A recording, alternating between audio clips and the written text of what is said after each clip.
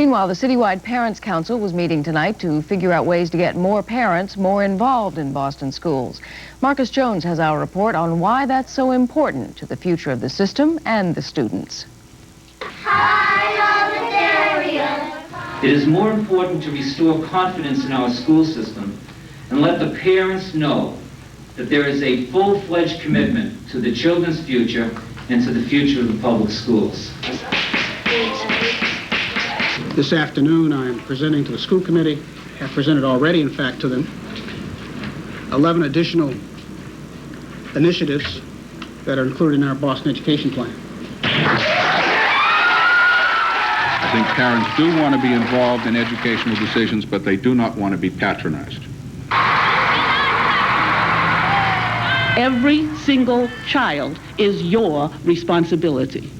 And the goodwill and the good growth and the good health and the good sense of that child is your responsibility and your gain.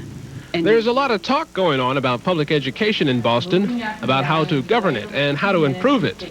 Reformers are reconsidering the role of the school committee and the superintendent, and more thought is being given to the role of parents as well.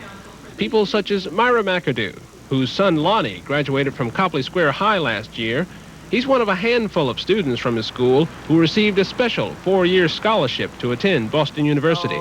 I would like to see myself in a repertory theater doing stage acting for a long time. Maybe some films here and there, but essentially I'd like to stick to stage, and I'd like to do some directing. In many ways, Lonnie is an exception, not because he graduated, not because he has gone on to college to major in theater, but because his mother, who now manages this daycare program at the Roxbury Community College, got involved in his education while he was in high school.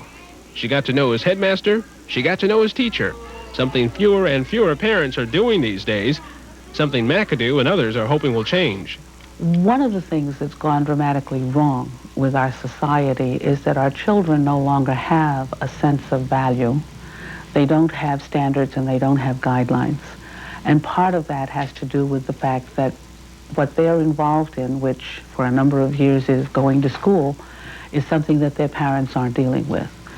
Part of that is the end result of some 20 years of educational neglect, so that we have parents who aren't that literate and that well educated either, who aren't too sure about what they should be saying to their children in this high-tech world that has come about. Like so many Boston parents, McAdoo did her best to keep her son out of Boston schools, opting for private programs instead.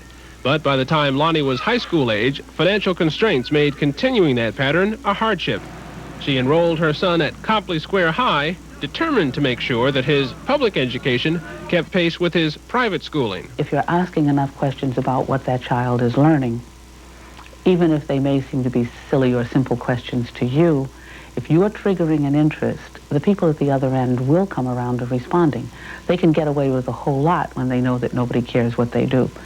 If one parent is on the phone asking, why wasn't tonight's homework different from last night's, that puts you on notice. Copley Square High is a textbook example of how parents can have a positive impact on public education.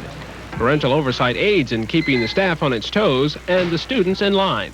While the citywide dropout rate hovers above 40%, at Copley it's less than 5%. Teen pregnancy and student violence are in check. Test scores are competitive, and attendance averages more than 80%. I will get calls from parents throughout the week.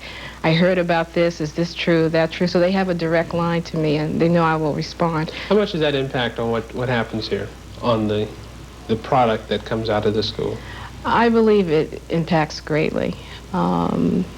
Students know that the parents are involved, and that what they're doing will at least get back to those parents who are involved. We need to hold principals and headmasters accountable for the level of parental participation at their school. We can't have principal and headmasters saying that, oh well, parental participation at my school is not good because the Citywide Parents Council hasn't been generating it. What we need to say to those employees is, you generate it. If there's no parental participation at your school, you go out, you find parents, you bring them to the school, and you make them get involved. And we're going to evaluate you based on your ability to do that.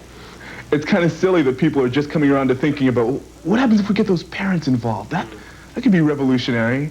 And to me, it's kind of obvious, and yeah, it works. I mean, Copley Square High School is a definite example of that.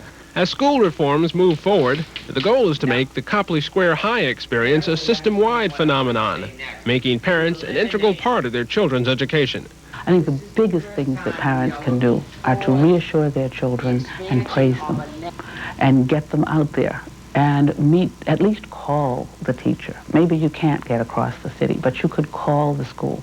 You could talk to the teacher. You could ask how your child is doing. You could be concerned as to whether or not he or she gets to school every day. That parental involvement with the students is where the student gets his or her value that he or she places on education. If a student doesn't place a high value on education, and if that value isn't instilled in them by the parents, they're not going to succeed. For the 10 o'clock news, I'm Marcus Jones.